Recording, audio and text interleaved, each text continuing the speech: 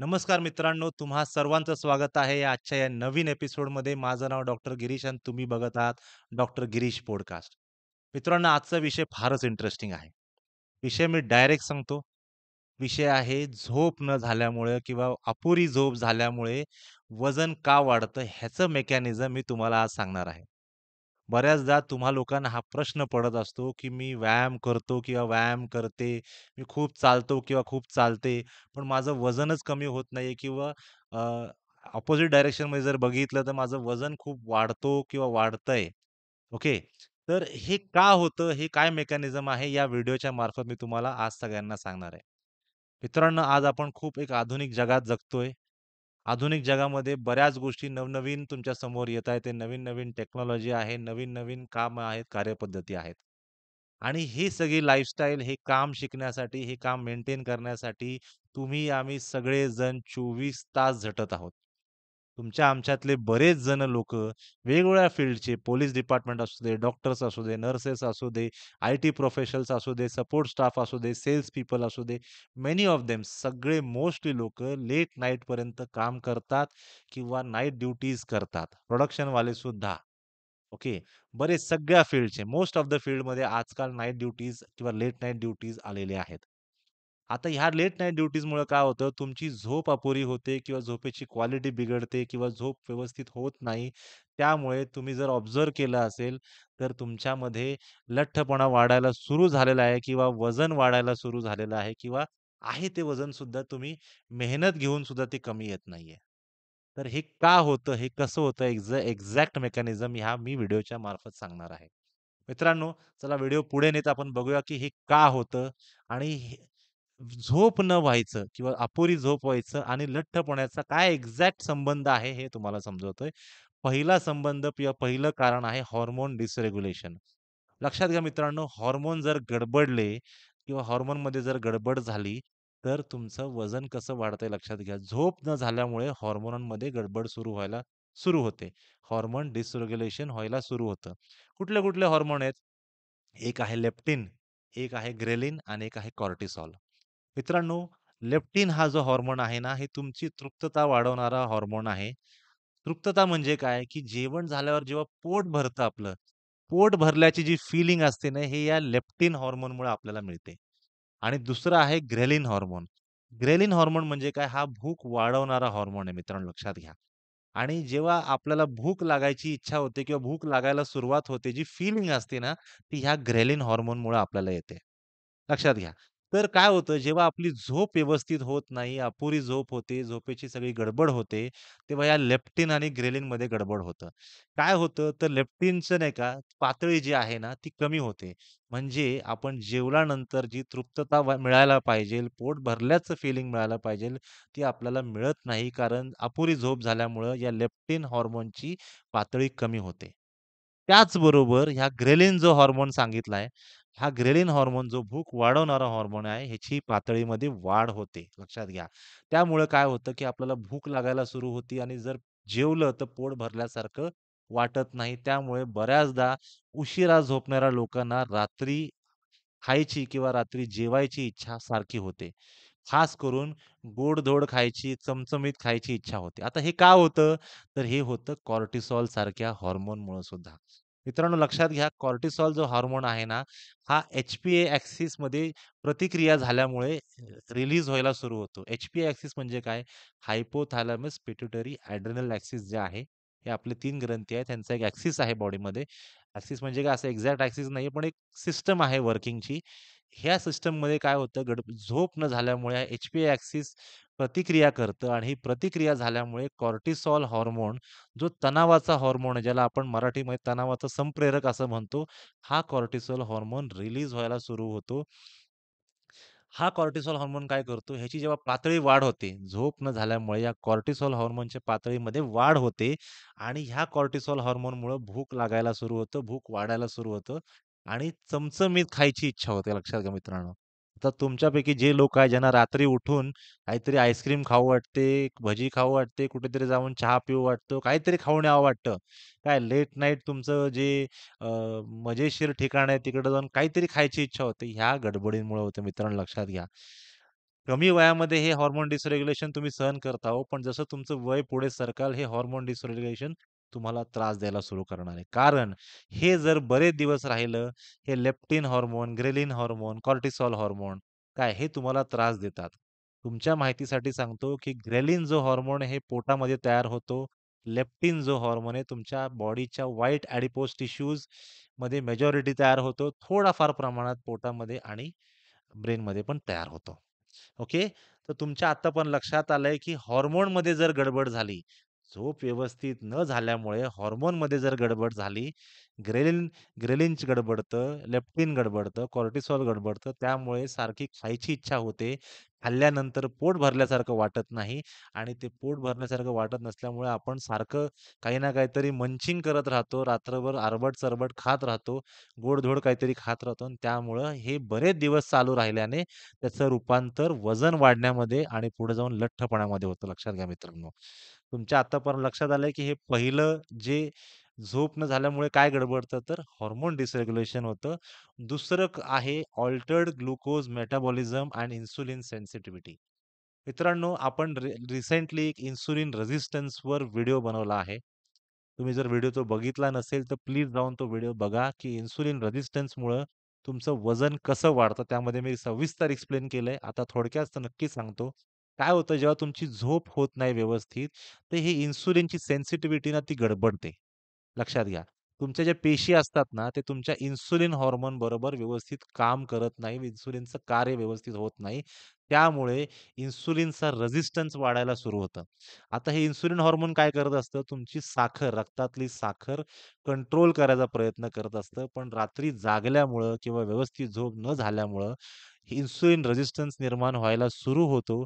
त्यामुळं तुमची रक्तातली साखरेची पातळी वाढायला सुरू होते. मग काय ती रक्तातली साखर काय कुठे जाणार ती? मग त्याचं रूपांतर फॅट्समध्ये होणार. लक्षात घ्या. हे इन्सुलिन हार्मोन काय करणार? त्याचं रूपांतर फॅट्समध्ये करणार. मगाशी सांगितलेला कॉर्टिसोल हार्मोन, हे इन्सुलिन आणि हे इन्सुलिन रेझिस्टन्स हे सगळं मिळून काय करतं? तुमच्या पोटाभोवती चरबी ज्याला विसरल फॅट म्हणतो आपण, ही चरबी जमा करायला सुरू करतं आणि हे जर खूप वाढलं, तर ह्याचं लठ्ठपणामध्ये रूपांतर होतं. तर लक्षात घ्या, अल्टर्ड ग्लुकोज मेटाबॉलिझम म्हणजे काय, की तुमची रक्तातली साखर इन्सुलिन रेझिस्टन्समुळं वाढते आणि ह्याचं कारण काय? ह्याचे बरेच कारण आहे, पण झोप व्यवस्थित न होणं किंवा अपुरी झोप होणं, हे one of the major reasons आहे तुमचं लठ्ठपणा, इन्सुलिन रेझिस्टन्स आणि पुढे जाऊन डायबिटीजमध्ये किंवा हाय ब्लड प्रेशरमध्ये ह्याचं रूपांतर होण्यामध्ये. लक्षात घ्या. हे डायबिटीज कसं होतं, काय होतं, मी सविस्तर त्या इन्सुलिन रेझिस्टन्सच्या व्हिडिओमध्ये मी सांगितलं मित्रांनो. प्लीज तुम्ही जाऊन ते बघा. तिसरं, तिसरं आता पुढचं कारण तुम्हाला सांगतोय. हे पुढचं सिस्टम काय गडबडतं, काय-काय त्याच्यामध्ये चेंजेस होतात. Excuse me. एक म्हणजे बिहेवियरल आणि लाईफस्टाईल चेंजेस. झोप जर व्यवस्थित झाली नाही, तर तुमच्यामध्ये बिहेवियरल लाईफस्टाईल चेंजेसमुळे सुद्धा बरेच प्रॉब्लेम्स निर्माण होतात. मगाशी सांगितलं, की तुमचं बिहेवियर म्हणजे काय, की रात्री जर तुम्ही जागरण करताय, उशिरा झोपताय किंवा तुमची झोप अपुरी 8 तास मिनिमम होत नाहीये व्यवस्थित, तर तुम्हाला भूक लागायला सुरू होते. तुम्ही हे लेप्टिन, ग्रेलिन हार्मोनचं मगाशी मेकॅनिझम सांगितलं मी. भूक लागायला सुरू होते, पोट भरल्यासारखं वाटत नाही. मग बऱ्याचदा तुमचं नंबर ऑफ मील्स जेवणाची जे संख्या आहे, दिवसभरात तुम्ही किती वेळा जेवता, ही संख्या वाढते रात्री उशिरा जेवल्यामुळं. तुम्ही 8:30-9:00ला जरी जेवला असेल, तरी 12-1:00ला परत भूक लागली, की तुम्ही काहीतरी अरबट-चरबट खाता, काहीतरी नाश्ता करता, काय नाही तर चहा तरी पिता. Anything you put in your mouth is going to cause problems in the late night issues. Okay. तर रात्री तुम्ही प्लीज उशिरापर्यंत काही खायच्या भानगडीत पडू नका. कारण हे जर झालं तर तुमची एक मील वाढते. त्यामुळं जर तुम्ही एक ठराविक नंबर ऑफ कॅलरीज दिवसभरात कंझ्युम करत असाल, तर त्या कॅलरीजमध्ये 200 ते 500 कॅलरीजनी वाढ होते. उदाहरण सांगायचं झालं जर तुम्ही जर दिवसभरात 2000 कॅलरीज खाताय एव्हरेज काय दिवसभरातलं सगळं जेवण मिळून जर एव्हरेजमध्ये 2000 कॅलरीज तुम्ही खाताय, तर रात्री एक्स्ट्रा मील खाल्ल्यामुळं जे मगाशी तुमच्या गडबड झाली, रात्री उशिरा तुम्ही खायला सुरू केलं, तर ह्याच्यामुळे तुम्हाला 2200 ते 2500 कॅलरीज टोटली जातात. 200 ते 500 कॅलरीज वाढायला सुरू होतात. ह्याच्याच बरोबर काय होतं, तुमचं खाण्याची क्वालिटी बिघडते. लक्षात घ्या मित्रांनो. तुमचा खराब आहार पर्याय तुम्हाला चमचमीत खाऊ वाटतं, तुम्हाला मसालेदार खाऊ वाटतं. तुम्हाला चरबीयुक्त, उच्च चरबीयुक्त म्हणजे हाय फॅट डायट किंवा हाय कार्बोहायड्रेट डायट घ्यावासा वाटतो. कारण ह्या डायटने फुलनेस, पोट भरल्यासारखं वाटायचा प्रयत्न आपण करत असतो आणि जास्ती आपण पोटात ढकलायचा प्रयत्न करतो. हे सगळे चमचमीत हाय कार्ब किंवा हाय फॅट डायट. उशिरा जर झोपलं, अनियमित झोप जर झाली, तर रात्री तुम्हाला हे सगळं तुमची सर्केडियन रिदम, ज्याला आपण झोपेची एक रिदम असते, त्याला आपण सर्केडियन रिदम म्हणतो. ही सर्केडियन रिदम बिघडते. त्याच्यामुळे तुमची चिड होते. तुम्हाला सारखी भूक लागते. जेवल्यानंतरही पोट भरल्यासारखं वाटत नाही. त्यामुळे सुद्धा तुमचे हे सगळं अरबट-चरबट खाल्ल्यामुळे वजन वाढायला सुरू होतं. वजन तुम्ही बघाल काही महिन्यात किंवा आठवड्यातच तुमच्या वजनामध्ये फरक तुम्हाला जाणवायला सुरू होतो. वजन वाढतं आणि ह्याचं रूपांतर फार लवकर लठ्ठपणामध्ये होतं. याला काही बरेच वर्ष लागत नाही मित्रांनो, लक्षात घ्या. अजून एक गोष्ट होती, की तुम्हाला त्याच्याबरोबर काही जास्ती हालचाल करू वाटत नाही. खाल्लं की नुसतं बसून राहावसं वाटतं. अपुरी झोप झाल्या नसल्यामुळे तुम्हाला असं फार वैताग आल्यासारखं वाटत असतं. काही करू वाटत नाही. नुसतं बसून राहायचं, नुसतं खायचं आणि नुसतं बसून राहावंसं वाटतं. ही जी बसून राहण्याची जी फिलिंग आहे ना, ही ह्या अपुरी झोप न झाल्यामुळे आहे मित्रांनो, लक्षात घ्या. काय होतं तुम्हाला बरेच गोष्टी तुमच्या सिस्टम बिघडतात बॉडीमधले. पण मेजर हे जे काम गोष्टी होतात ते म्हणजे तुमची अपुरी झोप झाल्यामुळे काही शारीरिक हालचाल तुम्हाला करू वाटत नाही आणि ऑब्व्हियसली तुम्ही शारीरिक हालचाल जर नाही केली, तर तुमचं वजन वाढणार. मित्रांनो लक्षात घ्या, एक शेवटचा महत्त्वाचा घटक सांगतो, की तुमच्या इंटेस्टाईनमध्ये काही मायक्रो ऑर्गॅनिझम्स असतात, ज्याला आपण मायक्रोबायोटा किंवा मायक्रोब्स म्हणतो. काही चांगले मायक्रोबायोटा असतात किंवा मायक्रोब्स असतात, जे तुमच्या शरीरातील जेवणातील पौष्टिक तत्व, व्हिटॅमिन्स, बरेच मिनरल्स तुमच्या इंटेस्टाईनमधनं ॲब्सॉर्ब करून तुम्हाला ते तुमच्या शरीरामध्ये इतर ठिकाणी पोहोचवतात. तुमच्या आतड्यातनं ते ॲब्सॉर्ब करतात.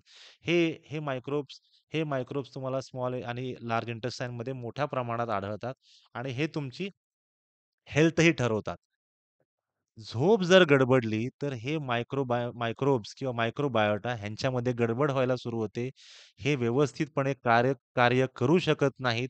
त्यामुळे तुमच्या शरीरामध्ये गेलेल्या जेवणातनं, तुमच्या पोटामध्ये गेलेल्या जेवणातनं व्यवस्थितपणे पौष्टिक तत्व ॲब्सॉर्ब होत नाहीत. ते व्यवस्थित शोषून घेऊ शकत नाहीत आणि ह्याच्यामुळे गडबड झाल्यामुळे तुमच्यामध्ये न्यूट्रिशनल डेफिशियन्सी होणं फार, फार कॉमनली होऊन जातात ह्या गोष्टी लक्षात घ्या.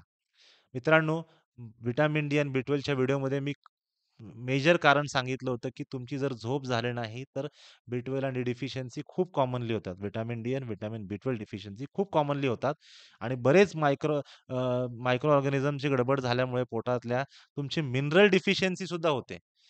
खूप मेजर मिनरल्स आहेत तुमच्यासाठी गरजेचे आहेत. मॅग्नेशियम आहे, आयर्न आहे, कॉपर आहे, झिंक आहेत. हे तुमच्या ओव्हरऑल सिस्टम, इम्यून सिस्टमसाठी पण गरजेचे आहेत. बऱ्याच ब्रेन फंक्शनसाठी पण गरजेचे आहेत. ओव्हरऑल फंक्शनसाठी, सेल्युलर फंक्शनसाठी गरजेचे आहेत. तुमच्या छोट्या-छोट्या पेशींमध्ये व्यवस्थित कार्य करण्यासाठी गरजेचे आहे आणि जर तुम्ही व्यवस्थित झोपत नसाल, तुमची झोप अपुरी होत असेल, तुम्ही उशिरा झोपत असाल, तर मित्रांनो तुमचे हे मायक्रोबायोटा बिघडतं. त्याच्यामुळे तुम्हाला पौष्टिक तत्वांची कमतरता होऊन न्यूट्रिशनल डिसीजेस होऊ शकतात. न्यूट्रिशनल रिलेटेड डिसीजेस होऊ शकतात. बऱ्याचदा मेटाबॉलिक आजारांमध्ये पण त्यांचं रूपांतर होतं. उदाहरणार्थ मधुमेह, ज्याला आपण इंग्लिशमध्ये डायबिटीज असं म्हणतो. अपुरी झोप न झाल्यामुळे सुद्धा one of the major reason जे काही कारणं आहेत मधुमेह, हाय ब्लड प्रेशर, इतर हार्ट डिसीज, फॅटी लिव्हर हे सगळं होण्यामागं काय हे झोप न होणं one of the major reasons. काय मित्रांनो तुमच्या आता लक्षात आलंय, की हे झोप न झाल्यामुळं किंवा अपुरी झोप झाल्यामुळे तुमचं लठ्ठपणा किंवा वजन का वाढतं? किंवा जर तुम्ही मेहनत घेताय एवढं, तुम्ही एक्सरसाइज करताय, तरी पण तुमचं वजन का कमी येत नाहीये, तुम्हाला आता लक्षात आलं असेल. आता ह्यावर उपाय काय आहे? जे लोकं संध्याकाळी 6-7 वाजेपर्यंत, 8 वाजेपर्यंत, 9 वाजेपर्यंत आपली कामं संपवत असेल, तर प्लीज लवकर संपवा. जर तुम्ही कुठल्याही क्षेत्रामध्ये काम करत असाल, खास करून आय-टी क्षेत्रातल्या लोकांचे मी हाल बघितलेत. जर तुम्ही 8 ते 9 तास एखाद्या कामाला बांधील असाल, तर तुम्ही तेवढाच वेळ द्या. 1 मिनिटही जास्ती देऊ नका. एक लक्षात घ्या. उदाहरण सांगायचं झालं तर ह्याचं इम्पोर्टन्स तुम्हाला समजून सांगतो. तर मी मी माझ्या पेशंट्सला ह्या भाषेत समजून सांगत असतो. तुम्ही इमॅजिन करा, की तुमच्या लहानपणी तुमच्या भावंडाचं किंवा बहिणीचं चुकून काम जर आपल्या वाटेला आलं, तर रिएक्शन काय असायचं तुमचं? तुम्ही काय म्हणायचं, "रे, तुझं तुझं काम बघ. माझं मी करणार." हे प्रॅक्टिकल अप्रोच आपण आपल्या स्वतःच्या घरात ठेवतो. पण जेव्हा प्रोफेशनल वातावरणात आपण काम करतो आणि कोण आपल्याकडनं जर अशी अपेक्षा करतं, की आपण ₹1 हे ₹1 हे मोबदला न घेता एक्स्ट्रा तास, एक्स्ट्रा अर्धा तास काम करावा, तर तो माणूस मूर्ख आहे. आणि त्याच्यापेक्षा तुमची सर्वात मोठी चूक आहे, की तुम्ही ह्या गोष्टीला भर घालताय. तुम्ही जर 9 तास बांधील असाल, तर 9च तास द्या. एक लक्षात घ्या. हे लक्षात घ्या. जॉब तुमच्या आयुष्यातला महत्त्वाचा घटक आहे. पण हा एक पार्ट आहे तुमच्या आयुष्याचा. जॉब अख्खं आयुष्य नाहीये. तुम्ही जे सगळं करताय, आयुष्यात जे काही तुमचे स्वप्न बाळगताय, तुमच्या आयुष्यात जे काही करताय, हे महत्त्वाचं त्याचा बेस आहे, हेल्थ आहे आणि ही हेल्थ राखण्यासाठी तुमचं स्लीप किंवा झोप व्यवस्थित होणं गरजेचं आहे. लक्षात घ्या. जे नाईट ड्युटीज करतात त्यांना प्लीज रिक्वेस्ट आहे, की त्यांनी काहीतरी करून, कसं तरी करून, जॉब्स चेंज करून इव्हेंच्युअली टेक युअर टाईम. पण जॉब 9 to 5 च्या जॉबला या. ठीक आहे, ज्यांना पर्याय नाही त्यांनी काहीतरी करून व्यवस्थित झोप घ्यायचा कसा तरी प्रयत्न करा किंवा दिवसभरात तरी व्यवस्थित झोप घ्यायचा प्रयत्न करा. आय अंडरस्टँड की ते जास्ती हेल्पफुल नाहीये, पण जे जमेल तेवढं प्रयत्न करा व्यवस्थितपणे. तुमच्या झोपेला प्रायोरिटी द्या. ओके. बाकीच्या व्हिडिओजमध्ये मी प्रत्येक व्हिडिओजमध्ये सांगत आलोय, की झोप, exercise, diet. Sleep, exercise, diet. Sleep हे सर्वात महत्वाचं आहे. आलं लक्षात मित्रांनो? तुम्हाला हा व्हिडिओ कसा वाटला मला प्लीज सांगा. हा व्हिडिओ जर आवडला असेल, या व्हिडिओला लाईक करा. तुम्हाला जे प्रश्न असतील, तुम्हाला ज्या गोष्टी आवडल्या व्हिडिओच्या या कमेंट सेक्शनमध्ये सांगा आणि सर्वात महत्त्वाचं हा व्हिडिओ तुमच्या नातेवाईकांबरोबर शेअर करा, तुमच्या मित्रमंडळींबरोबर शेअर करा. कारण ही खूप गरजेची गोष्ट आहे. तुमचं वजन का वाढतंय ह्याचं तुम्हाला कारण आता ह्याच्यामध्ये कळालं आहे आणि तुम्ही जास्तीत जास्त लोकांपर्यंत जर हे कारणं सायंटिफिकली सगळ्या व्यवस्थित पोहोचवले, तर मला खूप हुरूप मिळेल अजून अशा विषयांवरती व्हिडिओज बनवायला. मित्रांनो, तुमचा सपोर्ट आहे म्हणून सगळं चाललंय. आणि तुमच्या सपोर्टसाठी खरंच मनापासून धन्यवाद. भेटू पुढच्या व्हिडिओमध्ये एक नवीन विषय घेऊन. तोपर्यंत धन्यवाद.